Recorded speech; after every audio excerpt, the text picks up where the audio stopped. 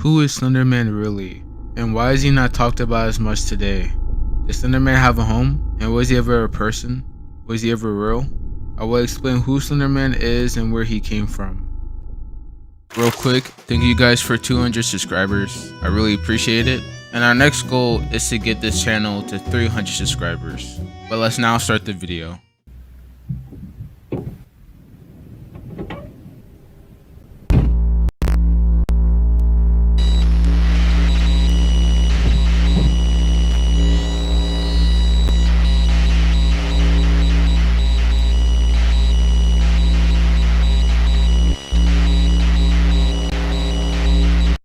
So Slender Man is depicted as a thin, unnaturally tall humanoid wearing a black suit.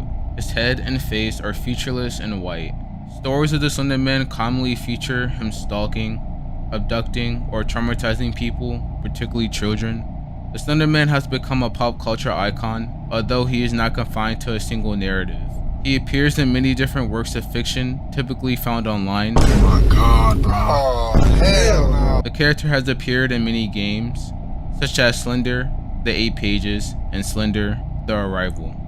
Surprisingly, he inspired the creation of the Enderman in Minecraft, as both entities are similar. I will go more into Slender Man's origin story, but the reason why I'm not able to have a clear one, I know I can easily search it up, but unfortunately his story has been modified and changed by a whole bunch of fans and authors, and even in video games his story also has been changed a lot as well, including movies. So it is kind of hard to find his original story, but the only way I'm confident that I'll be able to find it is by going back from the very start when he was first made. But after doing some research, I was able to find that Slender Man was created on June 10th, 2009 on a thread in the Something Awful internet forum. The thread was a Photoshop contest in which users were challenged to create paranormal images. This symbol that you guys are looking at, you might say to yourself, it's just a drawing of a circle crossed by an X.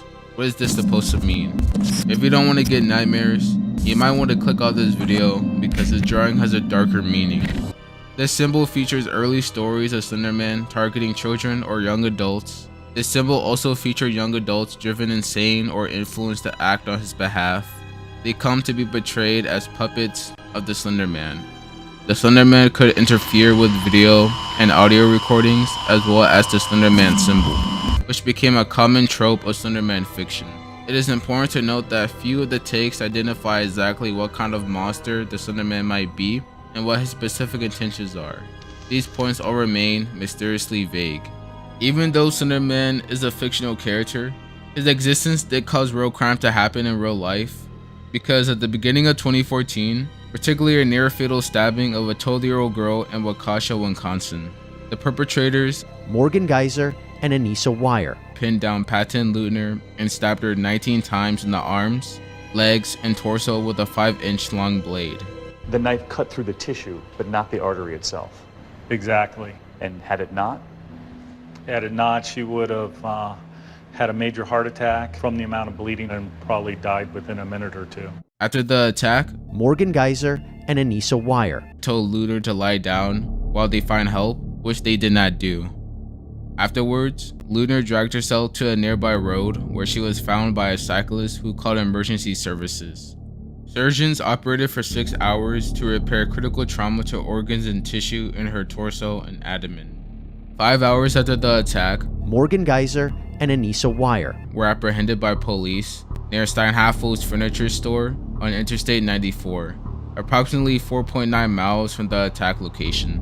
Morgan Geyser, charged with attempted first-degree homicide, a Class A felony, and Anissa Wire was charged with attempted second-degree homicide, a Class B felony.